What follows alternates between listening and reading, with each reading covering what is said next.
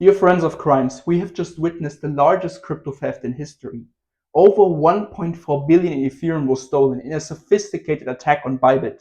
But how could hackers pull it off? Who's behind it? And where's the money now? Let's uncover the shocking truth and missing details.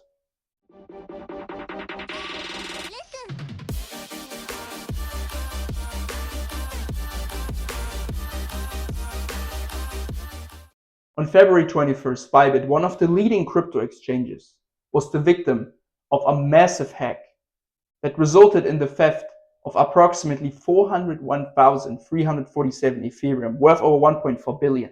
The attack occurred during a cold wallet transfer from a warm wallet, which is actually a standard procedure for managing funds. The funds were stolen from Bybit's Ethereum multi-sig cold wallet, which had been secured using the Safe product, which is an Ethereum-based multi-signature wallet. At the time of the hack, the transaction actually appeared normal, and the final sign of the transaction was the CEO himself, Xiao. He is familiar with the transfer of cold wallet funds. He verified the legitimacy of the transaction by checking the destination address on the official Safe website.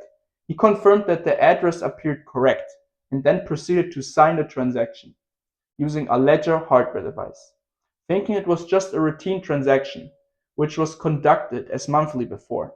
However, what he unfortunately didn't know is that a critical detail was missing. The transaction code did not display the exact destination address. Instead, it showed a string of code, which the CEO reviewed, but unfortunately did not fully analyze, assuming it to be just normal.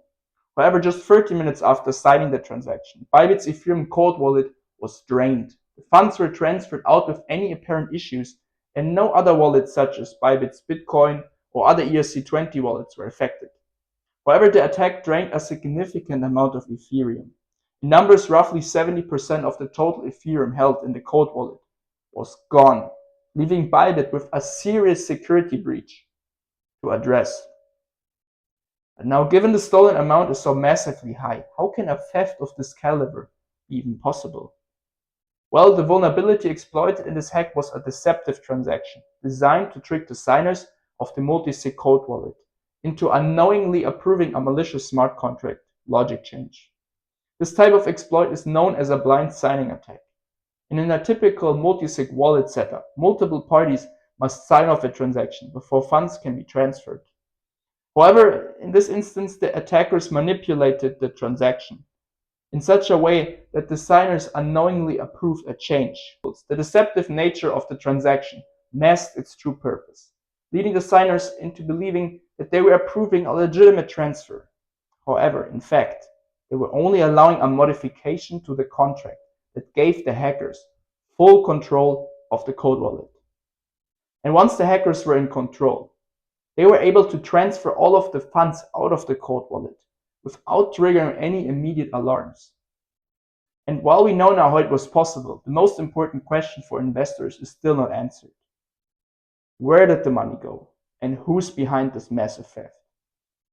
When following the hack, Bybit acted swiftly to secure the remaining funds in their cold wallets and protect their clients' assets. It was confirmed that the funds were moved to a first unknown address, making them difficult to trace immediately.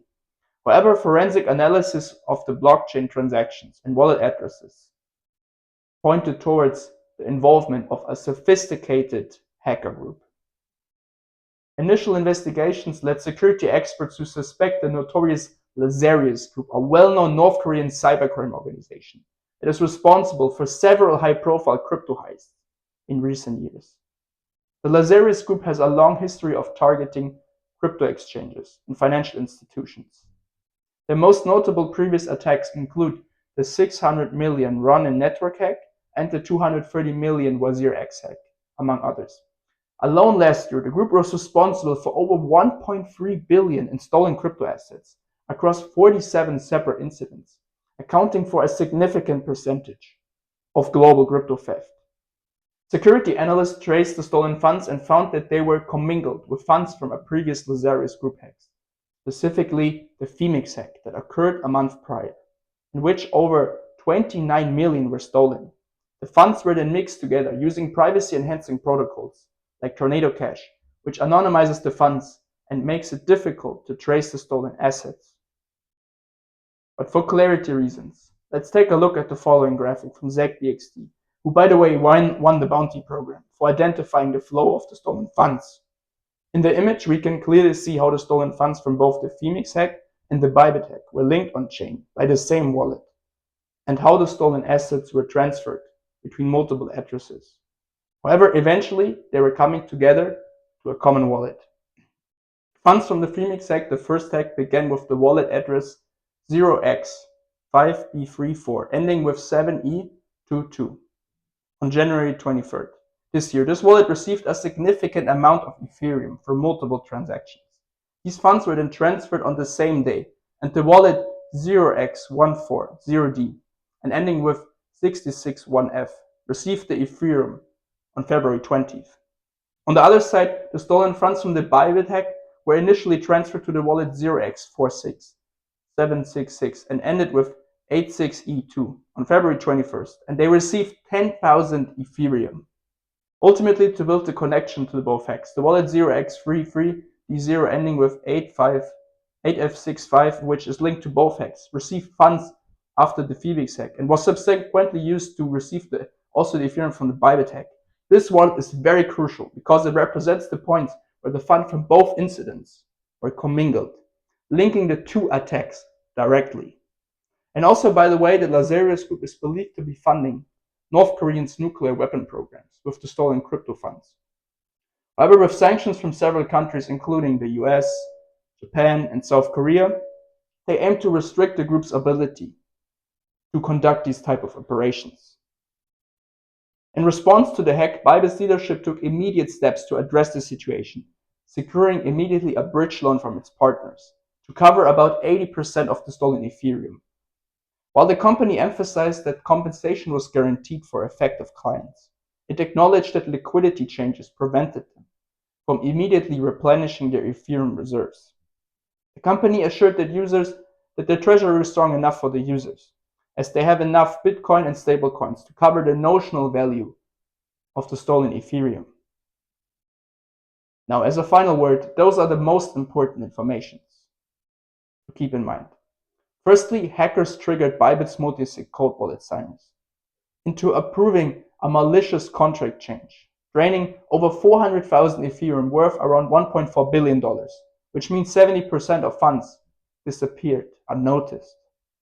Secondly, the stolen Ethereum was traced to the notorious Lazarus Group and mixed with the Phemex hex funds and laundered via Tornado Cash to hide the trail.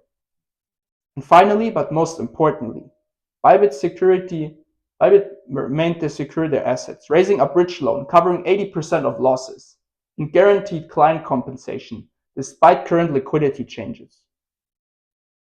So that's it for today. I recently also uploaded other videos about crypto crimes. Make sure to check those videos out as well. That's it for today. I will see you in the next video.